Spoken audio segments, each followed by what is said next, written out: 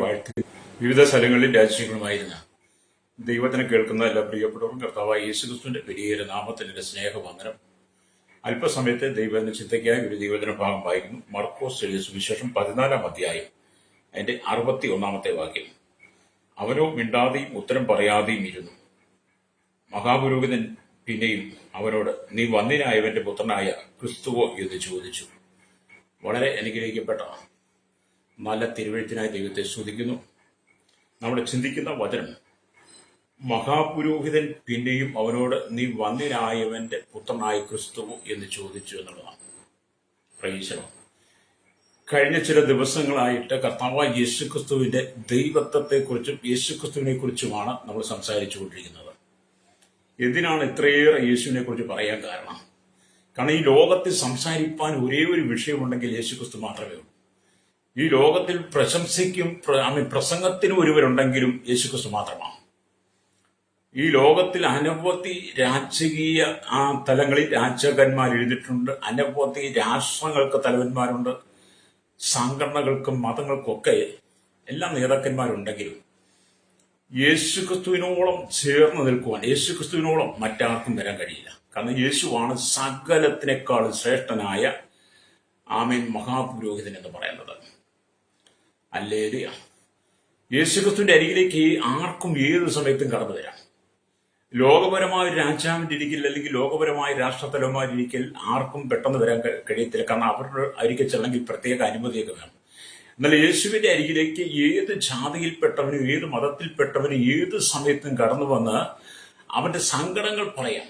അവന്റെ സങ്കടങ്ങൾ പറയുമ്പോൾ മുഖം നോക്കാതെ അനുഗ്രഹിക്കുന്ന, മാത്രമല്ല സകല മനുഷ്യന്റെയും പാപത്തിന് പരിഹാരം നൽകി അവൻ രക്തം കൊണ്ട്, യേശുവിന്റെ രക്തം കൊണ്ട് ശുദ്ധീകരിച്ച് ദൈവത്തിന്റെ മകനാക്കി മാറ്റുവാൻ യേശുക്രിസ്തുവിന് മാത്രമേ കഴിയൂ. ദൈവത്തിന്റെ മക്കളാക്കി മാറ്റുവാൻ. അതുകൊണ്ട് യേശുവിനെ കുറിച്ച് നമ്മൾ വാദോരാതെ പ്രസംഗിക്കുന്നത്. ലോകം കണ്ട സകല നേതാക്കന്മാരും അഴിമതിയും കരിജന്തയും പൂഴ്ത്തീർപ്പും പിടിച്ചുപറിക്കാരും തല്ലും വെട്ടും കുത്തും മോഷണം പിടിച്ചുപറി അഴിമതി എന്നുവേണ്ട രക്തം ചൊരിച്ച് സ്ഥാനമാനങ്ങൾക്ക് വേണ്ടി കടിപിടി കൂട്ടുന്നവരും അക്രമങ്ങളും അരാജകത്വങ്ങളും ഒക്കെ ചെയ്ത് പ്രവർത്തിക്കുന്നവരും മുഖപക്ഷമുള്ളവരുമാണ് ലോകത്തിലുള്ള എല്ലാ നേതാക്കന്മാരും, എല്ലാ മതനേതാക്കന്മാരും. എന്നാൽ യേശുക്രിസ്തു എന്ന് പറയുന്ന ആ നാമത്തെ നമ്മൾ ചിന്തിക്കുമ്പോൾ യേശുക്രിസ്തുവിന് ഒരിക്കലും മുഖപക്ഷമില്ല. എല്ലാവരെയും ഒരുപോലെ കാണുന്നവനാണ്. വഴിയിൽ കിടക്കുന്ന യാചകനെയും കോടാനുകോടി രൂപയുടെ അധിപനെന്ന് പറയുന്ന വലിയ വലിയ സൗധങ്ങളിൽ താമസിക്കുന്നവരെയും യേശു ഒരുപോലെ കാണുന്നു. യേശുക്രിസ്തുവിന് മുഖപക്ഷമില്ല. നമ്മുടെ ഭാരതത്തിൽ നോക്കി ഏറ്റവും പണക്കാരനും ഏറ്റവും ചെറുവിനെയും കൂടെ നോക്കിയാൽ അവർ തമ്മിൽ ഒരിക്കലും യോജിക്കത്തില്ല. പരസ്പരം മുഖത്തോട് മുഖം നോക്കത്തില്ല, കൈ കൊടുക്കത്തില്ല, സ്നേഹം കൊടുക്കത്തില്ല, ബഹുമാനിക്കത്തില്ല. ഇവന്റെ സങ്കടം കേൾക്കാൻ തയ്യാറല്ല. എന്നാൽ യേശുക്രിസ്തു സകലരുടെയും സങ്കടം കേൾക്കുന്നു. ഏത് സമയത്തും തങ്ങളെ ആവശ്യങ്ങളെ വിളിച്ചപേക്ഷിക്കാൻ കഴിയുന്ന യഥാർത്ഥ ഒരു നല്ല നേതാവെന്ന് പറയുന്നത് യേശുവാണ്. അഴിമതിയില്ലാത്തവൻ, പാപം പുരളാത്തവൻ, പാപം ചെയ്യാത്തവൻ. ഈ ലോകത്തിൽ ജനിച്ച് ജീവിച്ച സകല മനുഷ്യരും പാപികളായി ജീവിച്ച് പാപം ചെയ്തപ്പോൾ ഒരിക്കൽ പോലും പാപം ചെയ്യാത്തവൻ, പാപം എന്താണെന്ന് അറിയാത്തവൻ, പാപത്തിന് അല്ലെങ്കിൽ ഇടം കൊടുക്കാതെ സകല സാഹചര്യങ്ങളും വിശുദ്ധിയെ കാത്തു സൂക്ഷിച്ച് ഇന്നും വിശുദ്ധിയോടെ വിശുദ്ധനായി തന്നെ ജീവിക്കുന്ന യേശുവാണ് നമ്മുടെ പ്രസംഗ വിഷയം, പ്രശംസാ വിഷയം. ആ യേശുവിനെയാണ് നമുക്ക് പ്രസംഗിക്കേണ്ടത്. അവൻ ഏത് കുടുംബത്തിലേക്കും ഏത് സാഹചര്യത്തിലും ഇറങ്ങി വരും. ഏത് കുടുംബത്തിലേക്കും അവൻ ഇറങ്ങി വരാൻ സന്നദ്ധനാണ്. ഇവിടെ നമ്മൾ വായിച്ചത്, നീ വന്ദിനായ ഹല്ലേലൂയ പുത്രനായ ക്രിസ്തു എന്ന മഹാപുരോഹിതനൊരു സംശയം. എന്താണ് ഈ വചനത്തിന്റെ ചരിത്ര പശ്ചാത്തലം? നമ്മൾ മർക്കോസ് സുവിശേഷം 14-ാം അധ്യായം അതിന്റെ 32 തൊട്ട് വാക്യങ്ങൾ വായിക്കുമ്പോൾ കാണുന്നത് ഗെത്സമനയിലെ കഷ്ടാനുഭവങ്ങളെ കുറിച്ചാണ്. അവിടെ ഇങ്ങനെ എഴുതിയിരിക്കുന്നു, അവൻ ഗെത്സമന എന്ന പേരുള്ള തോട്ടത്തിൽ വന്നപ്പോൾ അവൻ ശിഷ്യന്മാരോട്, ഞാൻ പ്രാർത്ഥിച്ചു തീരുവോളം ഇവിടെ ഇരിപ്പി എന്ന് പറഞ്ഞു. പിന്നെ അവൻ പത്രോസിനെയും യാക്കോബിനെയും യോഹന്നാനെയും കൂട്ടിക്കൊണ്ട് കൂട്ടിക്കൊണ്ട് ഭ്രമിപ്പാനും വ്യാകുലപ്പെടുവാനും തുടങ്ങി. എന്റെ ഉള്ളം മരണവേദന പോലെ അതിദുഃഖിതമായി തീർന്നു. ഇവിടെ പാർത്ത് ഉണർന്നിരിപ്പിൻ എന്ന് അവരോട് പറഞ്ഞു. ഹല്ലേലൂയ. എന്നിട്ട് യേശു അല്പം മുമ്പോട്ട് ചെന്ന് ഹല്ലേലൂയ നിലത്ത് വീണ് കഴിയുമെങ്കിൽ ആ നാഴിക നീങ്ങിപ്പോകണമെന്ന് പ്രാർത്ഥിച്ചു. അപ്പാ പിതാവി, നിനക്ക് എല്ലാം കഴിയും. ഈ പാനപാത്രം എങ്കിൽ നീക്കണമേ, എങ്കിലും ഞാൻ ഇച്ഛിക്കുന്നതല്ല, നീ ഇച്ഛിക്കുന്നത് തന്നെ ആകട്ടെ എന്ന് പറഞ്ഞ് യേശു പ്രാർത്ഥിക്കുക. ഹല്ലേലൂയ. പ്രാർത്ഥിച്ചു. ഹല്ലേലൂയ. പിന്നെ അവൻ വന്ന് ഹല്ലേലൂയ അവർ ഉറങ്ങുന്നത് കണ്ട് പത്രോസിനോട്, ശീമോനെ, നീ ഉറങ്ങുന്നത് എന്ത്? ഉറങ്ങുന്നുവോ? ഒരു നാഴിക ഉണർന്നിരിപ്പാൻ നിനക്ക് കഴിഞ്ഞില്ലയോ? പരീക്ഷയിൽ അകപ്പെടാതിരിപ്പാൻ ഉണർന്നിരുന്ന് പ്രാർത്ഥിപ്പിൻ യേശു പത്രോസിനോട് പറയാം. ഹല്ലേലൂയ. ഞാൻ ഭാവം വായിച്ച് പോകുന്നു മാത്രം. ഹല്ലേലൂയ. ആത്മാവൊരുക്കമുള്ള ജഡമോ ബലഹീനമത്ര എന്ന് പറഞ്ഞു. അവൻ പിന്നെയും പോയി ആ വചനം തന്നെ ചൊല്ലി പ്രാർത്ഥിച്ചു എന്ന് നമുക്ക് കാണാൻ കഴിയും. ആ പ്രാർത്ഥനയ്ക്ക് ശേഷമാണ് പന്തിരുവരിൽ ഒരുവനായിരുന്ന ഹല്ലേലൂയ യൂദയും അവരോടുകൂടെ മഹാപുരോഹിതന്മാർ, ശാസ്ത്രിമാർ, മൂപ്പന്മാർ എന്നിവർ അയച്ച വലിയൊരു പുരുഷാരം വാളും ബടിയുമായി വന്ന് അവനെ കാണിച്ചു കൊടുക്കുന്നവൻ താൻ ഏവനെ ചുംബിക്കുമോ അവൻ തന്നെയാകുന്നു, അവനെ പിടിച്ച് സൂക്ഷ്മതയോടെ കൊണ്ടുപോകുന്ന യൂദ അവർക്കൊരു അടയാളവുമായി. അങ്ങനെ യേശുവിനെ അവർ പിടിച്ചു. യേശുവിനെ പിടിച്ച് ഹല്ലേലൂയ അവർ മഹാപുരോഹിതന്റെ അരിക്കൽ കൊണ്ടുവന്ന ഭാഗമാണ് നമ്മൾ വായിച്ചത്. ഹല്ലേലൂയ. അങ്ങനെ മർക്കോസ് സുവിശേഷം 14-ാം അധ്യായം ഹല്ലേലൂയ അതിന്റെ 53-ാം വാക്യത്തേക്ക് ഇവരും കാണുന്നുണ്ട്. യേശു മഹാപുരോഹിതന്റെ മുമ്പിൽ. അവിടെ വേദപുസ്തകത്തിൽ എഴുതിയിരിക്കുന്നു, അവർ യേശുവിനെ മഹാപുരോഹിതന്റെ അടുക്കൽ കൊണ്ടുപോയി അവന്റെ അടുക്കൽ മഹാപുരോഹിതന്മാരും മൂപ്പന്മാരും ശാസ്ത്രിമാരും എല്ലാം വന്നുകൂടിയിരുന്നു. പത്രോസ് മഹാപുരോഹിതന്റെ അരമനയ്ക്കകത്തോളം അവനെ ദൂരമേ അനുഗമിച്ചു. അങ്ങനെ യേശു മഹാപുരോഹിതന്മാരും യേശുവിന്റെ അരികിലേക്ക് കൂടി വന്ന് എല്ലാവരും കൂടെ നിൽക്ക ചെയ്യുമ്പോഴാണ് ഈ മഹാപുരോഹിതൻ ചോദിക്കുന്നത്. ഹല്ലേലൂയ. അവനോ മിണ്ടാതെയും, എല്ലാ ചോദ്യത്തിനും യേശു മിണ്ടാതെ ഇരിക്കുമ്പോൾ ഈ മഹാപുരോഹിതൻ ചോദിക്കുകയാണ് പിന്നെയും അവനോട്, നീ വന്ധ്യനായവന്റെ പുത്രനായിരിക്കുന്ന ക്രിസ്തുവാണോ? വലിയൊരു ആശ്ചര്യമാണ് നമുക്ക് തോന്നുന്നത്. എന്ന് പറഞ്ഞാൽ ദൈവത്തിന്റെ പ്രതിനിധിയാണ് ആ മഹാപുരോഹിതൻ. ദൈവത്തിന്റെ പ്രതിനിധിയാണ് ആ പ്രധാനപ്പെട്ട മഹാപുരോഹിതൻ. ഹല്ലേലൂയ. പുരോഹിതന് പോലും ക്രിസ്തു ആരാണെന്ന് അറിയാൻ കഴിഞ്ഞില്ല. നോക്കിക്കേ, ആ യഹൂദ പാരമ്പര്യം അനുസരിച്ച് യേശുക്രിസ്തുവിന്റെ കാലഘട്ടത്തിൽ പള്ളിയിൽ കുർബാന നൽകിക്കൊടുക്കുന്ന മഹാപുരോഹിതൻ, ദൈവത്തിന്റെ പ്രതിനിധി, വേഷഭൂഷാദികളൊക്കെ അണിഞ്ഞ് പ്രച്ഛന്ന വേഷധാരിയായി വളരെ മതഭക്തിയോടുകൂടി വന്നു നിൽക്കുന്ന, തന്റെ മുമ്പിൽ വന്നു നിൽക്കുന്ന ജനത്തിന് ദൈവവചനം പറഞ്ഞു കൊടുക്കുന്ന, ദൈവത്തെക്കുറിച്ച് പറഞ്ഞു പഠിപ്പിക്കുന്ന ഈ മഹാപുരോഹിതൻ ദൈവത്തിന്റെ പ്രതിനിധിയാണ്. അദ്ദേഹത്തിന് അറിയത്തില്ല യേശുക്രിസ്തു വന്ധ്യനായവന്റെ പുത്രനാണ്. എത്ര സങ്കടകരമാണ്. ഹല്ലേലൂയ. അന്നത്തെ കാലഘട്ടത്തിലെ അറിവും വിദ്യാഭ്യാസവും ഒക്കെ അനുസരിച്ച് അദ്ദേഹത്തിന് അറിയില്ല. ഇന്നത്തെ കാലവും ചിന്തിച്ചു നോക്കി. ഇന്നത്തെ കാലഘട്ടത്തിലും അറിവുണ്ട്, ജ്ഞാനമുണ്ട്, വിദ്യാഭ്യാസമുണ്ട്. 10-15 വർഷം സെമിനാരികളിൽ പഠിച്ചിട്ടും ഹല്ലേലൂയ കർത്താവായ യേശുക്രിസ്തുവാണ് ദൈവമെന്നറിയാത്ത ദൈവത്തിന്റെ പ്രതിനിധികളായിരിക്കുന്ന അനേക പുരോഹിതന്മാർ ഇന്നും സഭകളിലുണ്ട്. വേഷഭൂഷാദികളുണ്ട്, പ്രച്ഛന്ന വേഷധാരികളായി മതഭക്തിയോടുകൂടിയൊക്കെ വന്നു നിൽക്കുന്നെങ്കിലും യേശു ആണെന്ന് അറിയത്തില്ല. അതാണ് ഇന്നത്തെ കാലഘട്ടം. അതുകൊണ്ടാണ് യേശു ആരെന്ന് അറിയാമായിരുന്നെങ്കിൽ ഇന്ന് പള്ളികളിൽ ഈ മധ്യസ്ഥന്മാർ ആവശ്യമില്ലായിരുന്നു. യേശു ആരാണെന്ന് അറിയാത്തത് കൊണ്ടാണ് മധ്യസ്ഥന്മാരോടുള്ള പ്രാർത്ഥന തുടങ്ങിയിരിക്കുന്നത്. എന്നാൽ യഥാർത്ഥത്തിൽ യേശുവിനെ മനസ്സിലാക്കിയാൽ നമുക്ക് മധ്യസ്ഥന്റെ ആവശ്യമില്ല. ദൈവത്തിനും മനുഷ്യരുടെ ഇടയിൽ ഏക മധ്യസ്ഥൻ യേശുക്രിസ്തു മാത്രമാണെന്ന് നമ്മൾ തിമോഥെയോസിന്റെ ലേഖനം വായിക്കുന്നുണ്ട്. എന്നെ കേൾക്കുന്ന മാതാവേ, പിതാവേ, ഈ കാലം വല്ലാത്ത അന്ത്യത്തിലേക്ക് നീങ്ങിക്കൊണ്ടിരിക്കുക. യുദ്ധസമാനമായ അനുഭവങ്ങൾ നമ്മൾ കണ്ടില്ലേ. വളരെ ആണവായുധങ്ങൾ ലോക രാജ്യങ്ങൾ ഒരുക്കി വെച്ച് ഏത് സമയത്തും വലിയൊരു 3-ാം ലോകമഹായുദ്ധം പുറപ്പെടുത്തക്ക നിലയിൽ പ്രതിസന്ധികൾ രൂക്ഷമായിക്കൊണ്ടിരിക്കുക. രാജ്യങ്ങൾ തമ്മിൽ കലഹിച്ചുകൊണ്ടിരിക്കുക, നേതാക്കന്മാർ തമ്മിൽ കലഹിച്ചുകൊണ്ടിരിക്കുന്നു. പല സ്ഥലത്തും അക്രമങ്ങൾ, രക്തച്ചൊരിച്ചിലുകൾ നടക്കുന്നു.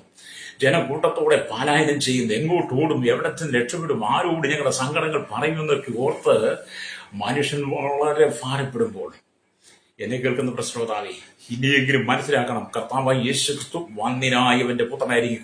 ക്രിസ്തു ദൈവം തന്നെയാണെന്ന് ഇനിയെങ്കിലും നിങ്ങൾ മനസ്സിലാക്കി മാനസാന്തരപ്പെടുന്നില്ലെങ്കിൽ മരണം ഏത് സമയത്തും വരാം, മരണം ഏത് സമയത്തും സംഭവിക്കാം, അപകടം ഏത് സമയത്തും സംഭവിക്കാം. വന്നതിന് ശേഷം പിന്നെ ക്രിസ്തുവിനെ അറിയാൻ കഴിയില്ല. ജീവനോടെ ഇരിക്കുമ്പോൾ യേശുവിനെ അറിയണം. അപ്പൊ ജീവനോടെ ഇരിക്കുമ്പോൾ വേണം നമ്മൾ യേശുവിനെ അറിയാൻ. ഹല്ലേലൂയ. എനിക്ക് അത് നന്നായിട്ട് ബോധ്യപ്പെട്ട വ്യക്തിയാണ് ഞാൻ. ജീവനോടെ ഇരുന്ന കാലഘട്ടങ്ങളിൽ യേശു ആരെന്നറിയാതെ ഈ ലോകത്തിന്റെ സുഖലോലുപങ്ങൾ അകപ്പെട്ട് ജീവിച്ചൊരു കാലഘട്ടമുണ്ട്. അല്ലെങ്കിൽ എന്നാൽ കർത്താവായ യേശു ക്രിസ്തുവിനെ അറിഞ്ഞ നാളെ തൊട്ട് എനിക്ക് മനസ്സിലായി, ഈ യേശുവാണ് വന്ദനായവന്റെ പുത്രനായിരിക്കുന്ന യേശു എന്ന് എനിക്ക് ബോധ്യപ്പെട്ടു. എന്ന് പറഞ്ഞാൽ വന്ദനായ നമ്മുടെ പിതാവിന്റെ പുത്രനായിരിക്കുന്ന യേശു ക്രിസ്തു, പിതൃപുത്ര പരിശുദ്ധാത്മാവ് തൃത്വത്തിൽ ഈ മൂവരെങ്കിലും ഏകത്വത്തിൽ ഒരുവനായിരിക്കുന്ന ദൈവം. ഇവിടെ നമ്മൾ ചിന്തിക്കുക അല്ലെങ്കിൽ അപ്പം വെളിപ്പാടിന്റെ കണ്ണുകളും അവനിലായി. ഈ മഹാപുരോഹിതന് വെളിപ്പാടിന്റെ കണ്ണുകളില്ല. അല്ലെങ്കിൽ കണ്ണുകൾ ഉണ്ടാകില്ലെന്നിട്ടും കുരുടനായി തന്നെ ആ മഹാപുരോഹിതൻ ഇരുന്നത് കൊണ്ട് ക്രിസ്തു ആരാണെന്ന് അറിഞ്ഞില്ല. അപ്പൊ ഈ ആലയത്തിലെ മഹാപുരോഹിതൻ അല്ലെങ്കിൽ വെളിപ്പാടുകളില്ലാത്തവനാ. അവന് രണ്ട് കണ്ണും കാണാമെങ്കിലും അവന്റെ ആത്മീയ കണ്ണ് കുരുടായിപ്പോയി. ആത്മീയ കണ്ണ് കുരുടായത് കൊണ്ട് അല്ലെങ്കിൽ യേശു ആരാണെന്ന് അവന് മനസ്സിലാകുന്നില്ല. അല്ലേ? എന്നെ കേൾക്കുന്ന പ്രശ്നം, നിങ്ങളുടെ ഹൃദയത്തിന്റെ കണ്ണുകൾ തുറക്കാതെ അല്ലെങ്കിൽ നിങ്ങളുടെ ആത്മീയ കണ്ണുകൾ കുരുടായിരുന്നാൽ നിങ്ങൾക്ക് ഒരിക്കലും യേശുവിനെ കാണാൻ കഴിയത്തില്ല. അപ്പൊ ഈ മഹാപുരോഹിതന് വെളിപ്പാടുമില്ല, ആ മനുഷ്യന്റെ ആത്മീയ കണ്ണുകൾ കുരുടായി പോവുകയും ചെയ്തു. 2 കൊരിന്ത്യലേഖനം 4:4 വായിക്കുമ്പോൾ ദൈവത്തിന്റെ പ്രതിമയായിരിക്കുന്ന ക്രിസ്തുവിന്റെ തേജസ്സുള്ള സുവിശേഷം ശോഭിക്കാതിരിക്കാൻ ഈ ലോകത്തിലെ ദൈവം അവിശ്വാസികൾ മനസ്സ് ഹൃദയത്തെ കണ്ണിനെ കുരുടാക്കിയതൊക്കെ വായിക്കുന്നുണ്ട്. അതെ, നിങ്ങളുടെ ആത്മീയ കണ്ണുകൾ തുറന്നെങ്കിൽ മാത്രമേ യേശു ക്രിസ്തുവിനെ ദൈവം നിങ്ങൾക്ക് തിരിച്ചറിയാൻ കഴിയുള്ളൂ.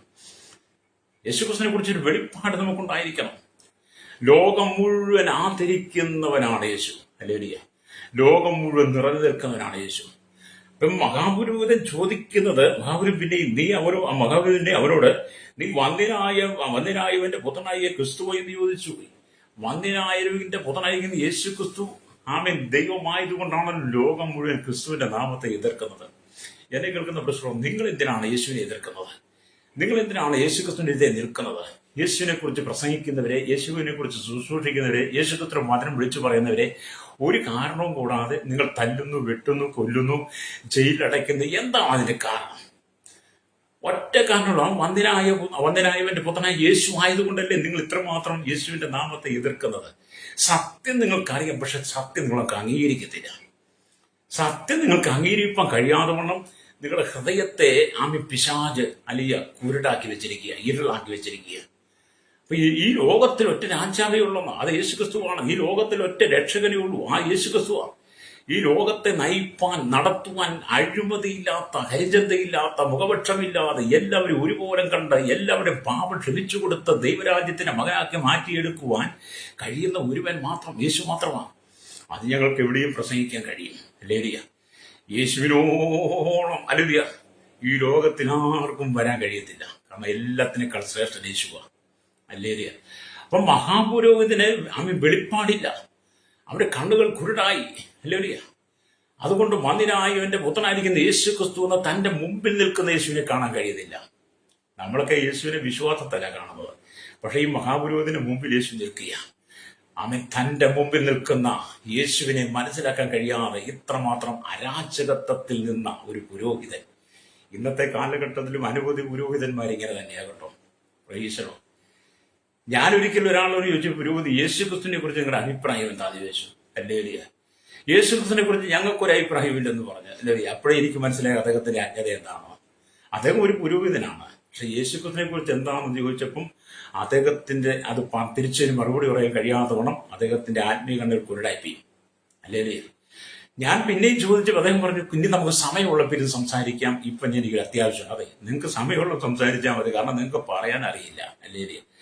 ഇവിടെ ക്രിസ്തുവിനെ വെളിപ്പെടുത്തുന്നത് അവന്റെ അത്ഭുത ക്രിയകളാകും. നമ്മൾ ക്രിസ്തുവിനെ അറിയുന്നത് കർത്താവായ യേശു ക്രിസ്തുവിടെ നടന്ന അത്ഭുത പ്രവർത്തികളിലൂടെ നമുക്ക് യേശുവിനെ അറിയാൻ കഴിയും. അല്ലേ? മഹത്വമേറിയ ക്രിയകളാകുന്നു യേശു ക്രിസ്തുവിടെ ചെയ്തത് മുഴുവൻ. യേശു ചെയ്തത് അത്ഭുതവും മഹത്വമേറിയ ക്രിയകൾ യേശു ഭൂമി ചെയ്തത് കൊണ്ട് തന്നെ ലോകത്തിൽ മറ്റാർക്കും ചെയ്യുവാൻ കഴിയാത്ത അത്ഭുതങ്ങൾ യേശു ക്രിസ്തു ചെയ്തത് കൊണ്ട് തന്നെ അവൻ യഥാർത്ഥ ദൈവമാണെന്ന് മനസ്സിലാക്കാൻ കഴിയും. ഹല്ലേലൂയ. അപ്പൊ ഞാൻ എന്റെ പിതാവിന്റെ പ്രവൃത്തി ചെയ്യുന്നില്ലെങ്കിൽ എന്നെ വിശ്വസിക്കേണ്ട എന്നാണ് യോഹന്നാന്റെ സുവിശേഷത്തിൽ നമ്മൾ വായിക്കുന്നത്. ഹല്ലേലൂയ. യോഹന്നാന്റെ സുവിശേഷം നമ്മൾ വായിക്കുമ്പോൾ 10-ാം അധ്യായത്തിലേക്ക് വരുമ്പോൾ നമുക്ക് എന്താ കാണാൻ കഴിയുന്നത്? ഹല്ലേലൂയ. അവിടെ ഇങ്ങനെ എഴുതി വെച്ചിരിക്കുന്ന യോഹന്നാന്റെ സുവിശേഷം 10-ാം അധ്യായത്തിലേക്ക് വരുമ്പോൾ അവിടെ എഴുതിയിട്ടുണ്ട്. ഹല്ലേലൂയ. സ്തോത്രം. അവിടെ ഇങ്ങനെ എഴുതിയിരിക്കുന്നു. സ്തോത്രം. ഞാൻ എൻ്റെ പ്രവൃത്തി ചെയ്യുന്നില്ല എങ്കിൽ എന്നെ വിശ്വസിക്കേണ്ട, ചെയ്യുന്നുവെങ്കിലോ എന്നെ വിശ്വസിക്കാതിരുന്നാലും എൻ്റെ പിതാവ് എന്നിലും ഞാൻ പിതാവിലും എന്ന് നിങ്ങൾ ഗ്രഹിച്ച് അറിയേണ്ടതിന് പ്രവൃത്തിയെ വിശ്വസിപ്പിക്കും. ഹല്ലേലൂയ. അപ്പൊ യേശു ഇത്രമാത്രം അത്ഭുതങ്ങളും അടയാളങ്ങളും പ്രവൃത്തികളും ചെയ്തിട്ടും യേശു ക്രിസ്തുവിൽ വിശ്വസിപ്പാൻ കഴിയാതെ വണ്ണം അന്നത്തെ മഹാപുരോഹിതന്മാരും ആ മഹാപുരോഹിതന്മാരുടെ കൂട്ടത്തിലുള്ള വലിയ കൂട്ടത്തിനും ഹല്ലേലൂയ എത്രമാത്രം പരാജയമാണ് അവരുടെ ജീവിതം, അല്ലേ? ഹല്ലേലൂയ. അപ്പൊ മഹാപുരോഹിതനെ യേശുവിനെ വ്യക്തമായി തെളിവായും ഹല്ലേലൂയ ഞാനാകുന്നു മനുഷ്യപുത്രൻ സർവശക്തന്റെ ഹല്ലേലൂയ സ്തോത്രം വലത്തുഭാഗത്തിരിക്കുന്നതും ആകാശമേഘങ്ങളിലൂടെ വരുന്നതും നിങ്ങൾ കാണും എന്ന് യേശു മറുപടി പറഞ്ഞിട്ടു. മാർക്കോസ് സുവിശേഷം 14:63 നമ്മൾ വായിച്ചു നോക്കിയാട്ടെ. ഹല്ലേലൂയ. അവിടെ ഇങ്ങനെ എഴുതി വെച്ചിരിക്കുന്നു, 63 എഴുതി വെച്ചിരിക്കുന്നു. ഹല്ലേലൂയ. അപ്പോൾ മഹാപുരോഹിതൻ വസ്ത്രം കീറി ഹല്ലേലൂയ ഇനി സാക്ഷികളെ കൊണ്ട് നമുക്ക് ആവശ്യമില്ല. ഹല്ലേലൂയ. സാക്ഷികളെ കൊണ്ട് നമുക്ക് ആവശ്യമില്ല, ദൈവദൂഷണം നിങ്ങൾ തന്നെ കേട്ടുവല്ലോ, നിങ്ങൾക്ക് എന്ത് തോന്നുന്നു എന്ന് ചോദിച്ചു. അവൻ മരണയോഗ്യനെന്ന് എല്ലാവരും വിധിച്ചു. അപ്പം വന്ദിനായവന്റെ പുത്രനായിരിക്കുന്ന യേശുക്രിസ്തു ആണെന്ന് തന്നെ വെളിപ്പെടുത്തി കഴിഞ്ഞപ്പോൾ മഹാപുരോഹിതൻ വസ്ത്രം കീറി. അല്ലേ? ഇനി നമുക്ക് തെളിവ് ആവശ്യമില്ല, സാക്ഷികൾ ആവശ്യമില്ല. അവൻ തന്നെ പറഞ്ഞ് അവൻ ദൈവമാണെന്ന്. ഹല്ലേലൂയ. സ്തോത്രം. ഓർത്തു വയ്ക്കേ, മുമ്പിൽ നിൽക്കുന്നവനെ തിരിച്ചറിയത്തില്ലെങ്കിൽ, എന്നെ കേൾക്കുന്ന പ്രിയശ്രവം എന്ന് പറഞ്ഞാൽ നിങ്ങളുടെ വീട്ടിലുള്ള നിങ്ങളുടെ മക്കളെ നിങ്ങൾക്ക് തിരിച്ചറിയത്തില്ലെങ്കിൽ നിങ്ങളുടെ ജീവിതം എത്ര പരാജയമാണ്.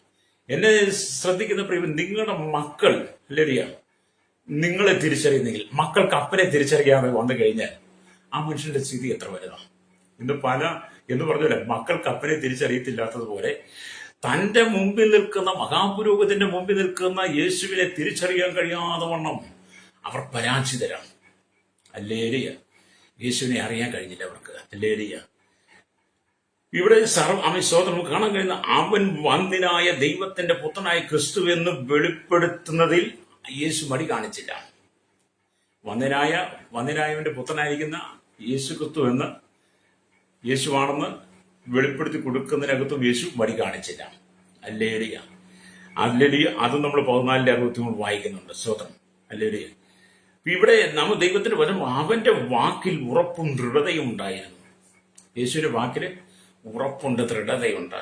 മാത്രമല്ല ഹല്ലേലൂയ അവന്റെ കരത്തിൽ ശക്തമായ ദൈവപ്രവൃത്തിയുണ്ട്. അവന്റെ കരത്തിന് വലിയ ശക്തിയുണ്ട്. അതുകൊണ്ട് തന്നെ യേശു ഗലീലയിലെ കാനാവിൽ വെച്ച് പച്ചവെള്ളത്തെ വീഞ്ഞാക്കി മാറ്റി. അത്ഭുതങ്ങളുടെ ആരംഭമായി കാനാവിലെ കല്യാണ വീട്ടിൽ എല്ലാവരും കല്യാണത്തിന് വിളിച്ചു.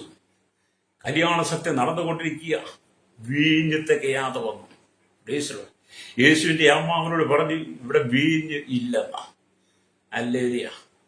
അപ്പോൾ യേശു എന്താ പറയുക? സ്ത്രീ, എനിക്കും നിനക്കും തമ്മിൽ എന്തെന്റെ നാഴിക വന്നിട്ടില്ല.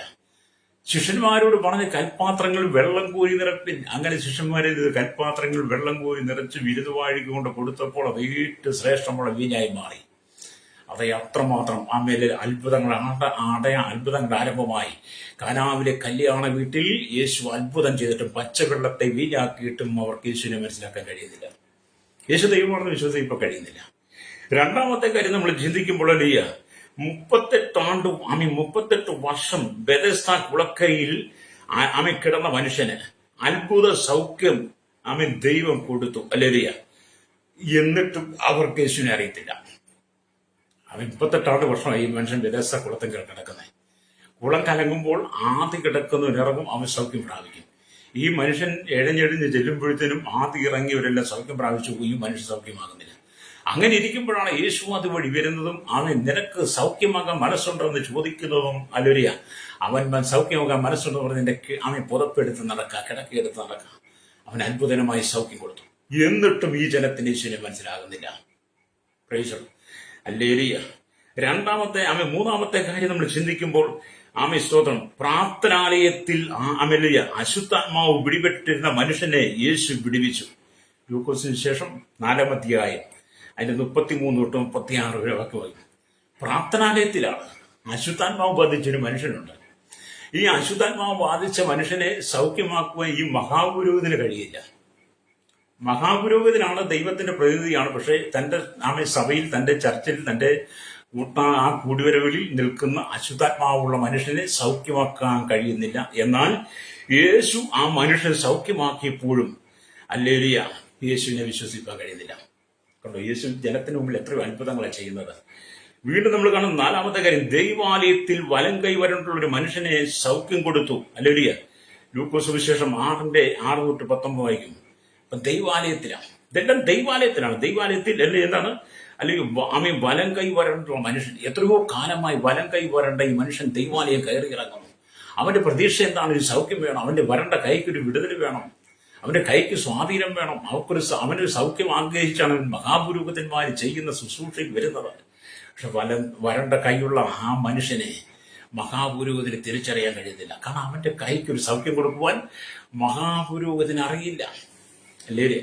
അവർ ദൈവത്തിന്റെ പ്രതിനിധി എന്ന് മാത്രം. കാരണം പഴയ നിയമപ്രകാരം ഇന്നത്തെ കാലഘട്ടം വേഷഭൂഷാദികൾ അണിഞ്ഞ് പ്രച്ഛന്ന വേഷധാരികളായി എന്തോ ഒരു അത്ഭുതം പോലെ ജനത്തിന് മുമ്പിൽ വന്നു നിൽക്കുന്ന വന്ദിനായ ഹല്ലേലൂയ സ്തോത്രം ഈ പുരോഹിതന്മാർ, അവരാണ് എല്ലാം എന്നാണ് പറയുന്നത്. പക്ഷേ അവർക്ക് യേശുവിനെ വിശ്വസിക്കാൻ കഴിയുന്നില്ല.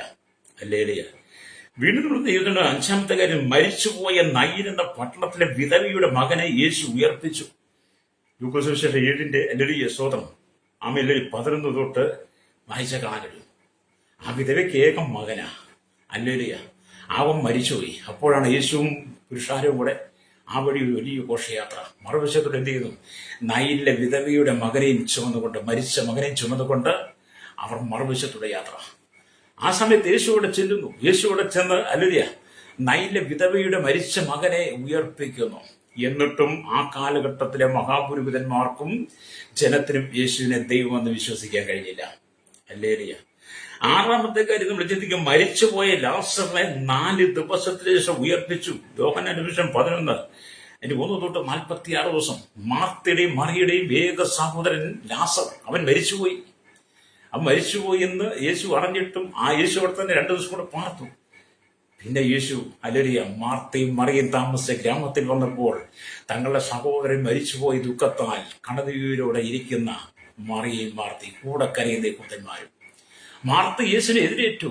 നീ നേരത്തെ വന്നെങ്കിൽ എന്റെ സഹോദരൻ മരിക്കുകയില്ലായിരുന്നു. അപ്പോൾ യേശു മരിച്ചിട്ട് അവന് ഉറങ്ങുകയാണ്, നിദ്ര കൊള്ളുകയാണ്. യേശു മറിയുടെ ഒരിക്കൽ വന്നു. അവൾ കണ്ണുനീർ വാർത്തു. ഹല്ലേലൂയ.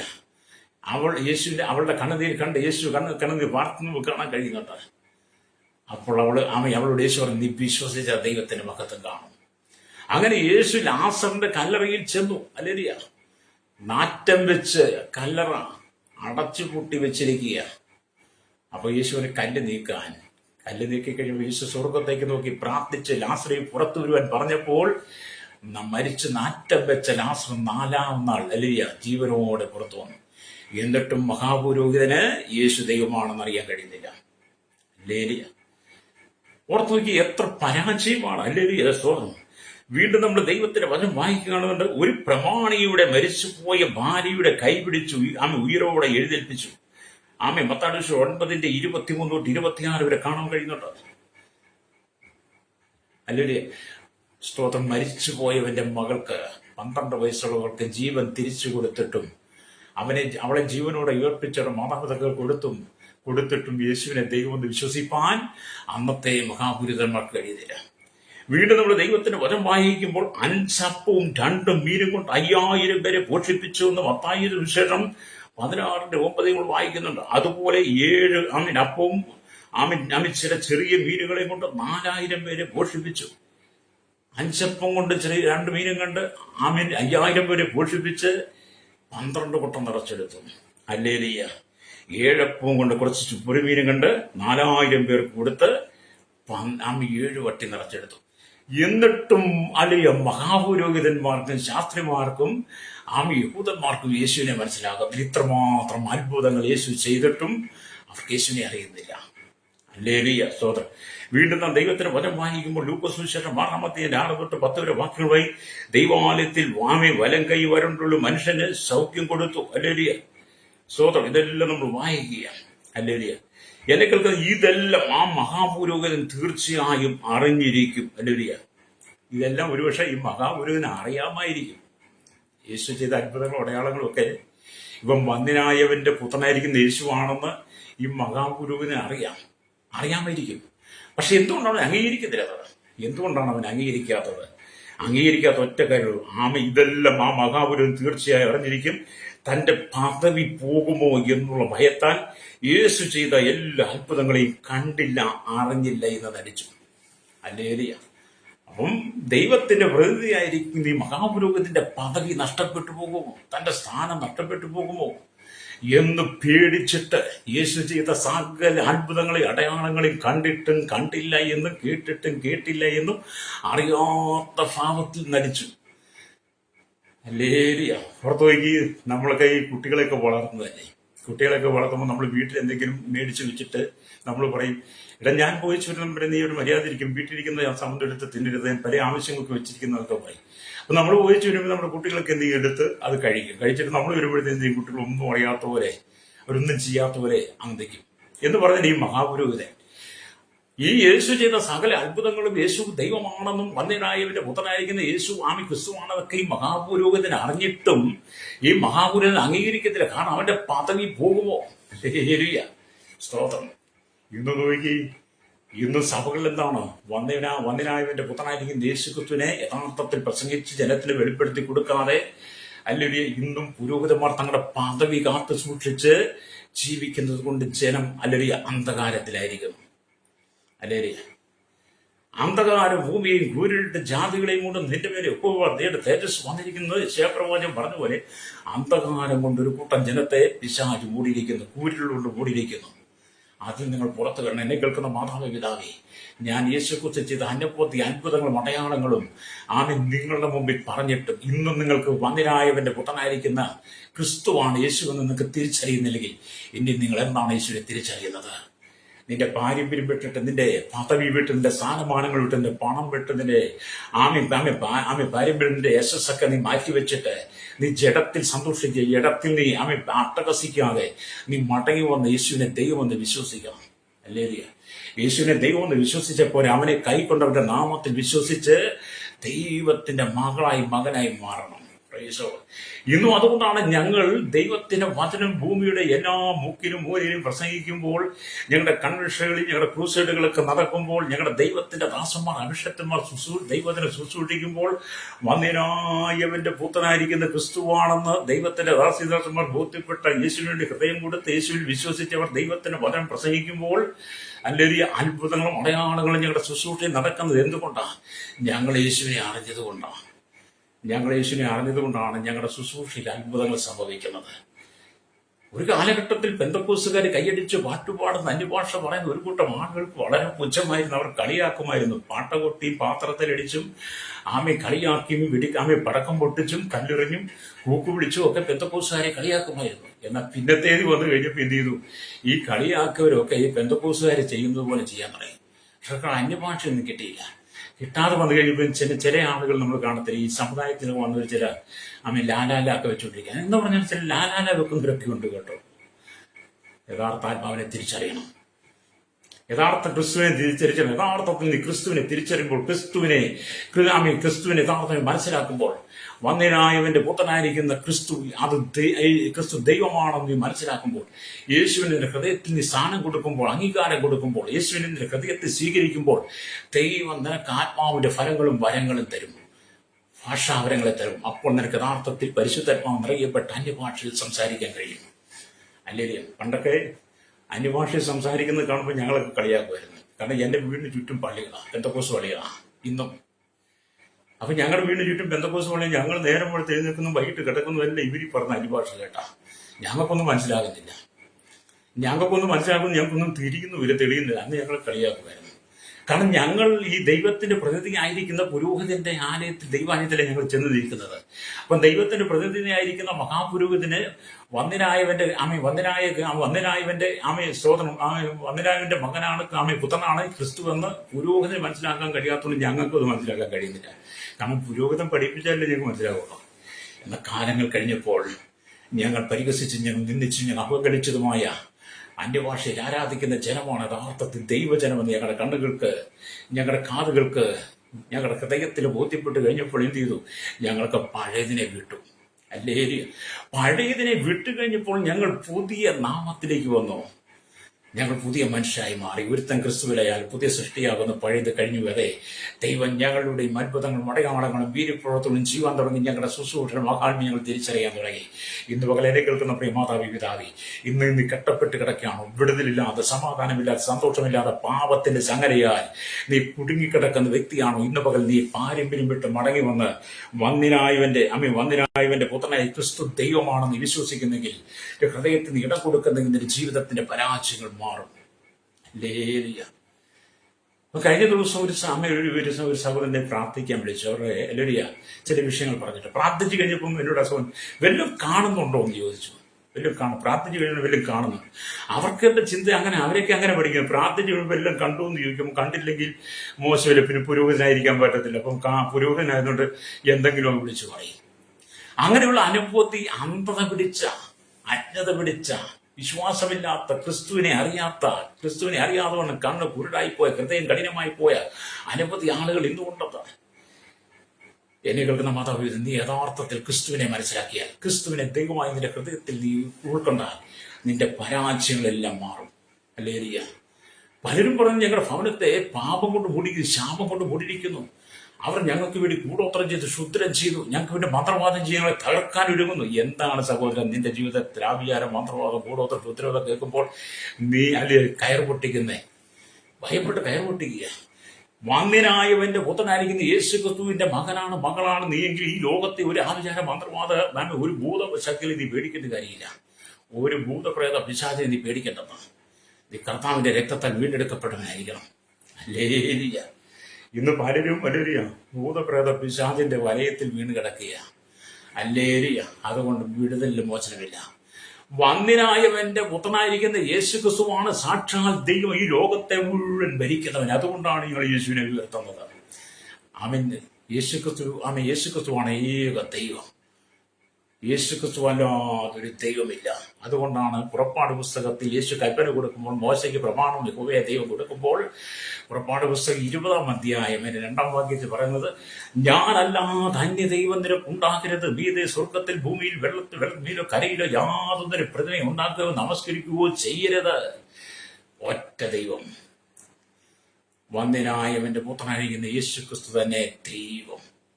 സകല ജനത്തെ കാണുന്നവൻ, സകല ജനത്തെ അറിയുന്നവന്റെ സങ്കടം, പാപങ്ങൾ നീക്കി അവനെ ശുദ്ധീകരിച്ച് ദൈവരാജ്യത്തിന്റെ മഹത്വത്തിലേക്ക് കൊണ്ടുവരുന്നവൻ. ഇന്ന് പകലിലെ കേൾക്കുന്ന മാതാപിതാവേ, നീ ഇന്ന് നിന്റെ കുടുംബം കരകയറാതെ കിടക്കുകയാണോ? നിന്റെ മക്കൾ കരകയറാതെ കിടക്കുക. ജീവിതത്തിന് സന്തോഷമില്ലേ? നീ ഏതെല്ലാം കാഴ്ചകൾ നടത്തി, ഏതെല്ലാം ബോംബുകൾ നീ എടുത്തു, എന്തെല്ലാം വഴിപാടുകൾ നീ ചെയ്ത്, എവിടെല്ലാം പോയി, ഏതെല്ലാം മലകൾ കയറി ഇറങ്ങി, ആരോടെല്ലാം പ്രാർത്ഥിച്ച്, ആരോടെല്ലാം നീ പ്രാർത്ഥന വീക്ഷിച്ച്, ഇന്ന് നിനക്ക് ജീവിതത്തിൽ മറുപടിയില്ലാതെ നിന്റെ ഹൃദയം കലങ്ങിയാണോ കിടക്കുന്നത്? ഹല്ലേലൂയ. എന്ത് ചെയ്യും, എങ്ങനെ ചെയ്യും, എങ്ങനെ മുന്നോട്ട് പോകും എന്നൊക്കെ ഓർത്ത് നീ ഭാരപ്പെടുന്ന വ്യക്തിയാണോ? ഇന്ന് പകൽ നീ ദൈവത്തിലേക്ക് മടങ്ങി വാ. കർത്താവായ യേശു ക്രിസ്തുവിന്റെ ഹൃദയം വിട്ടുകൊടുക്കുക. വന്യനായവന്റെ പുത്രനായ ക്രിസ്തു ദൈവമാണെന്ന് എന്ന് ഏറ്റുപറയും, നിന്റെ നാവ് കൊണ്ട് ഏറ്റുപറയുന്നെങ്കിൽ, ഹൃദയം കൊണ്ട് നീ വിശ്വസിക്കുന്നെങ്കിൽ, നിന്റെ ജീവിതത്തിന്റെ ശാപത്തിന്റെ കെട്ടുകളെ നീ വഴിക്കും. ഹല്ലേലൂയ. നമുക്ക് കരകയറാൻ ഒറ്റ മാർഗ്ഗമേ ഉള്ളൂ, യേശു ക്രിസ്തുവിലൂടെ മാത്രം. നിങ്ങളുടെ ഏത് പരാജയത്തിൽ നിന്ന്, ഏത് അരാജകത്തിൽ നിങ്ങൾ കരകയറുവാൻ ഏക വഴി യേശു മാത്രം. ഏക രക്ഷകൻ യേശു മാത്രം. യേശു ക്രിസ്തുവിന്റെ മാത്രം നിത്യജീവൻ, യേശു ക്രിസ്തുവിന്റെ മാത്രം സ്വർഗരാജ്യത്തിലേക്കുള്ള വഴി, മരണാനന്തര ജീവിതം യേശു ക്രിസ്തുവിന്റെ മാത്രം. ഹല്ലേലൂയ.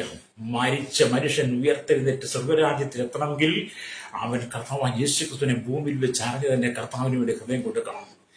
ഇന്നും അല്ലെങ്കിൽ ദൈവത്തിന്റെ പ്രതിനിധി എന്ന് പറയുന്ന മഹാപുരോഹിതന്മാരുടെ അജ്ഞതയ്ക്കനുസരിച്ച് അവരുടെ വെളിപ്പാടില്ലാത്ത ഹൃദയങ്ങൾക്കനുസരിച്ച് അവര് പഠിപ്പിക്കുന്നത് കേട്ട് നീ പോയാൽ നിന്റെ ജീവിതത്തിന്റെ അവസാനം എത്ര പരാജയമായിരിക്കും. ഹല്ലേലൂയ. നമ്മുടെ മാനസാന്തരത്തിൽ മടങ്ങി വരണം.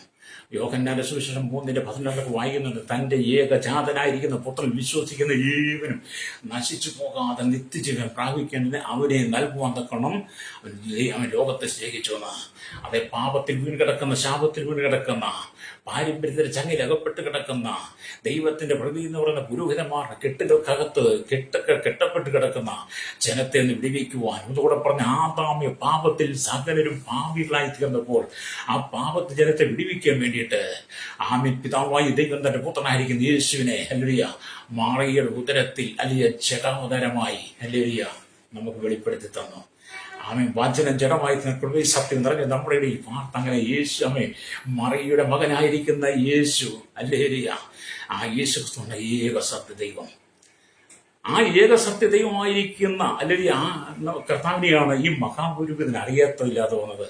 അതുകൊണ്ടാണ് യേശുവിനെ അവരെല്ലാം കൂടെ പിടിച്ച് മഹാപുരോഹിതന്റെ അടുക്കൽ കൊണ്ടുവന്നു. മഹാപുരോഹിതന്റെ അടുക്കൽ കൊണ്ടുവന്ന് മാർക്കോസ് സുവിശേഷം 14:53 തുടർന്ന് മഹാപുരോഹിതന്റെ ചോദ്യമാണ് അല്ലെങ്കിൽ നീ മഹാപുരോഹിതൻ പിന്നെയും അവനോട് നീ വന്ദനായവന്റെ പുത്രനായ ക്രിസ്തു തന്നെയോ എന്ന് ചോദിക്കുന്നത്.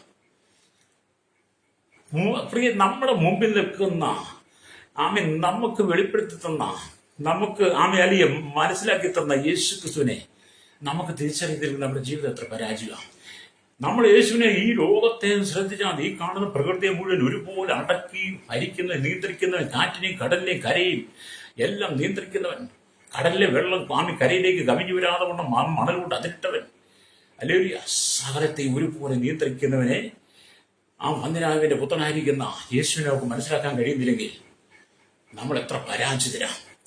2025 വർഷം കഴിഞ്ഞിട്ടും കർത്താവ് യേശു ക്രിസ്തുവിനെ വന്ദനായവന്റെ പുത്രനായ ക്രിസ്തു നിനക്ക് തിരിച്ചറിയാൻ കഴിയാതെ ഇന്ന് നീ പാരമ്പര്യത്തിൽ ചങ്ങലക്കകത്ത് കെട്ടപ്പെട്ട് കിടക്കുകയാണെങ്കിൽ നിന്റെ പര്യവസാന നിത്യ നരകമായിരിക്കും. അതുകൊണ്ട് മാനസാന്തരത്തിൽ മടങ്ങി ദൈവം നിനക്ക് അവസരം തരികയാണ്. അവിടെ ഇവിടെ ദൈവം മഹാപുരോഹിതന്റെ പദവി പോകുമെന്ന് ഓർത്ത് യേശുവിനെ കുറിച്ച് ജനത്തോട് പറയുന്നില്ല. കാരണം യേശു ദൈവം എന്ന് പറഞ്ഞാൽ മഹാപുരോഹിതനെ പിടിച്ച് മാറ്റിയാൽ എന്ത് ചെയ്യും? അന്നത്തെ കാലത്ത് പേടിയാണ്, ഇന്നത്തെ കാലത്തും അങ്ങനെയൊക്കെ തന്നെയാണ്. ഇവിടെ ഹല്ലേലൂയ എത്ര കുഷ്ഠരോഗികളെ അവൻ സൗഖ്യപ്പെടുത്തി, ഹല്ലേലൂയ എത്ര കുരുടന്മാർക്കും കാഴ്ച നൽകി, എത്ര മുടന്തന്മാരെ നടത്തി, യേശുവിനും അത്ഭുതങ്ങൾ ചെയ്തുകൊണ്ടിരിക്കുന്നു. മഹാപുരോഹിതന്മാരെ പോലെ അഹങ്കാരത്താൽ അവനെ തള്ളിപ്പറയാതെ നിങ്ങളെ തന്നെ താഴ്ത്തണം. അപ്പൊ യേശുക്രിസ്തു ഈ അത്ഭുതങ്ങളെല്ലാം ചെയ്തിട്ടും നിങ്ങൾ സുവിശേഷങ്ങൾ വായിക്കണം. സുവിശേഷങ്ങൾ വായിക്കുമ്പോൾ യേശുക്രിസ്തു ചെയ്ത അത്ഭുതങ്ങൾ അടയാളവും വീര്യപ്രവർത്തനം ചെയ്തിട്ട് നടന്നിട്ടും മഹാപുരോഹിതന്മാരെ പോലെ യേശുവിനെ തള്ളിപ്പറയാതെ നിങ്ങളെ തന്നെ താഴ്ത്തണം. എന്നെ കേൾക്കുന്ന മാതാവേ, പിതാവേ, നിങ്ങൾ ദൈവത്തിന് നിങ്ങളെ താഴ്ത്തി കൊടുക്കുക. നിന്റെ പരാജയത്തെ ദൈവം മാറ്റിത്തരും, നിന്റെ കഷ്ടതയെ ദൈവം മാറ്റിത്തരും. മഹാപുരോഹിതന്മാരുടെ പദവിക്ക് അനുസരിച്ച് യേശുവിനെ ഉയർത്താതെ അവർ തങ്ങളെ തന്നെ ഉയർത്തി അധികാരത്തിന്റെ കസേരയിൽ നിന്ന് അവർ വാഴുന്നത് കൊണ്ട് ആക്കിയിട്ട് നീയും പെട്ടുപോകരുത്. അല്ലെങ്കിൽ നീ നിന്നെ തന്നെ താഴ്ത്തണം. ഹല്ലേലൂയ. ആമീൻ. യേശുവിനോട് കരുണ തോന്നണമേ, ദാവീദിന്റെ പുത്ര എനിക്കും ആമീൻ ഒരു അത്ഭുതം ചെയ്യണം എന്ന് താഴ്മയോടെ നീ കർത്താവോട് പറയുന്നെങ്കിൽ യേശു നിന്റെ ജീവിതത്തിൽ അത്ഭുതം ചെയ്യും. കുഴനായ മനുഷ്യൻ പറഞ്ഞു, ദാവീദ് പുത്ര ഞങ്ങളോട് കരുണ തോന്നണമേ. ശിഷ്യന്മാർ അവനെ തടഞ്ഞു. വീണ്ടും അവനെ അധികമായി നിലവിളിച്ചു, ദാവീദ് പുത്ര ഞങ്ങളോട് കരുണ തോന്നണമേ. യേശു അവിടെ നിന്നു. യേശുവിനെ അവനെ വിളിച്ചു, ഞാൻ നിനക്ക് എന്ത് ചെയ്തു തരണം? എന്റെ കണ്ണിനെ കാഴ്ച വേണം. യേശുവിന്റെ കണ്ണിൽ തൊട്ടു. ഹല്ലേലൂയ, സ്തോത്രം. അവൻ കാഴ്ച പ്രാപിച്ചു. ഇതെല്ലാം വേദപുസ്തകം വെളിപ്പെടുത്തിയിട്ടും ഇതെല്ലാം വേദപുസ്തകം പറഞ്ഞിട്ടും ഇന്നും ദൈവത്തെ നീ അറിയാതെ പോകുന്നെങ്കിൽ നീ എത്രമാത്രം കെട്ടപ്പെട്ട് കിടക്കുന്നവനാണ്. യേശുവിനെ യഥാർത്ഥത്തിൽ നീ അറിഞ്ഞിരുന്നെങ്കിൽ നീ വേറൊരാളുടെ പുറകെ പോകുകയില്ല. ഹല്ലേലൂയ. എത്ര മധ്യസ്ഥന്മാരാ! ഹല്ലേലൂയ. ഏക മധ്യസ്ഥ മാത്രം. ഹല്ലേലൂയ. അതുകൊണ്ടാണ് യോഹന്നാന്റെ സുവിശേഷം വായിക്കുക 21-ാമത്തെ 25-ാം വാക്യമുണ്ട്, യേശു ചെയ്ത മറ്റ് പലതും ഉണ്ട്, അത് ഓരോന്നായി എഴുതിയ പുസ്തകങ്ങൾ ലോകത്തിൽ തന്നെ ഒതുങ്ങുകയില്ല എന്ന് ഞാൻ നിരൂപിക്കുന്നു. അപ്പൊ യേശു ചെയ്ത അനവധി അത്ഭുതങ്ങളും അടയാളങ്ങളുണ്ട്.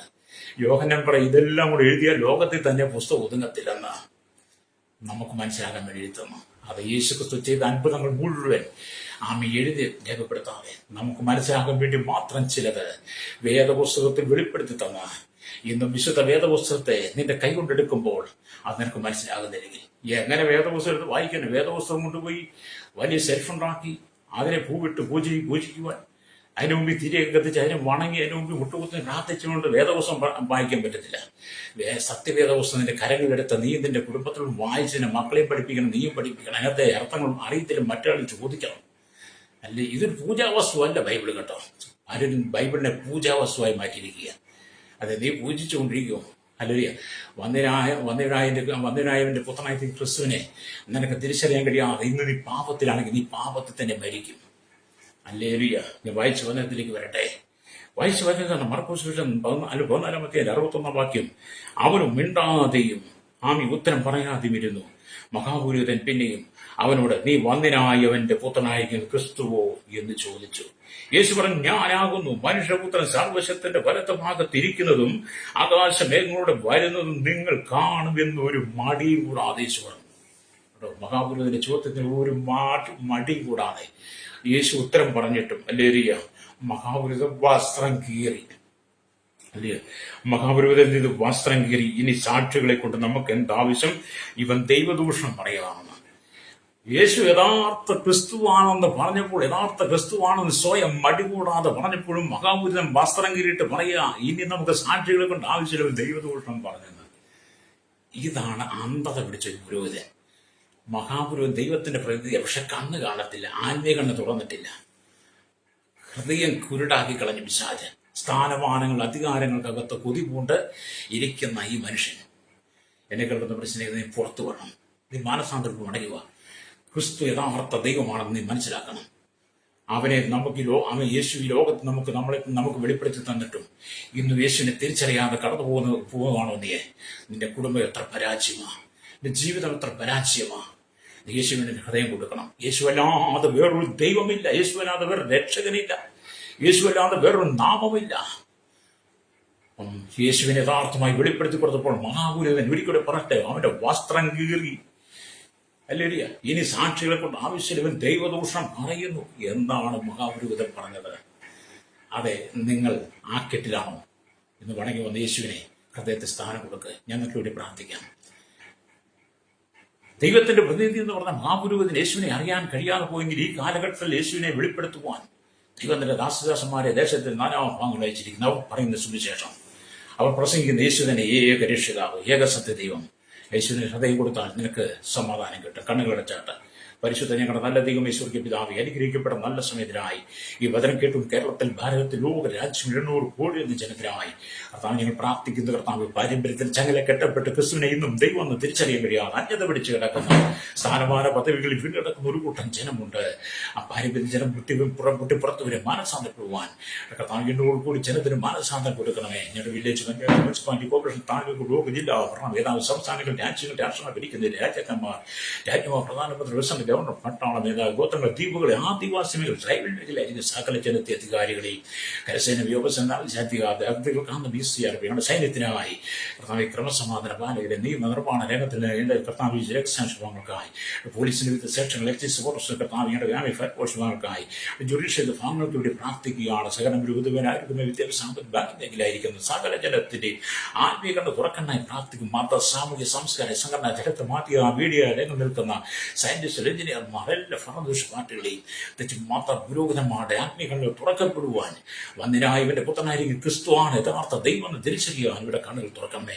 കടലോര വാസികളെ, തീരദേശവാസികൾ, മത്സ്യബന്ധന ആഴക്കടലിൽ കടന്നു പോയിരിക്കുന്നവർ, കരികളിൽ കമ്പിലും ഫാക്ടറി ജോലി ചെയ്യുന്നവർ, കർഷകരുടെ മെക്കാനി കൂട്ടം യൂണിയൻ എല്ലാ ടൈസിനും കരിയിൽ കടലിൽ ആകാശമാർ വാഹനോടി നിർമ്മല സെയിൽസ് ചെയ്യുന്നവർ, അവൻ വഴിയോര കച്ചവടക്കാരെ, വൻചലും വ്യാപാരി, വ്യവസായ, കർഷകൻ, ക്ഷീരമേഖലയായിരിക്കുന്നവർക്കായി പ്രാർത്ഥിക്കുന്ന കർത്താവ്, ഞങ്ങളുടെ ശൈശവത്തിൽ മാനികുമാരി യുവനത്തിൽ മദ്യത്തിൽ ലഹരി അടിമപ്പെട്ട് കിടക്കുന്ന, പാപത്തിന് ചങ്ങലിൽ വീണ് കിടക്കുന്ന, പാരമ്പര്യത്തിൽ അകപ്പെട്ട് കിടക്കുന്നവർ, ആമിക്കത്താൻ ദുരാത്മാവിനെ ബാധിച്ചു കിടക്കുന്ന അന്ധവിശ്വാസ, അന്തിനായകളും, തീവ്രവാദികളും, ക്ഷീരഭാർഗ്യവാദികളും, ദൈവമില്ലായ്മ, ഭ്രാന്തൻ, മൂടന്മാർ, നിരീശ്വര, യുക്തിവാദികളടക്കം യേശുക്രിസ്തുവിനെ മനസ്സിലാക്കാനായി പ്രാർത്ഥിക്കുന്ന കർത്താവ്, ഈ ചരിത്രത്തിൽ മാനസാന്തരം കൊടുക്കണമേ. ദേശത്തും വിദേശത്തും മറ്റ് രാജ്യങ്ങളൊക്കെ കടന്നു പഠിക്കുന്നവർ, ജോലി ചെയ്യുന്നവർ, എപ്പി ഓർക്കുന്നവർ, എല്ലാം കെട്ടപ്പെട്ട് കിടക്കുന്ന പാപത്തിന് വേണ്ടി എല്ലാവരും മടങ്ങി വന്ന് വന്നതിനായവരുടെ പുത്രനായ യേശുക്രിസ്തു തന്നെയാണ് ദൈവം തിരിച്ചറിഞ്ഞ് അവന് വേണ്ടി ഹൃദയം കൊടുക്കുവാൻ, യേശുക്രിസ്തുവിനെ നിത്യജീവൻ പ്രാപിപ്പാൻ ജനത്തെ ഒരുക്കണമേ.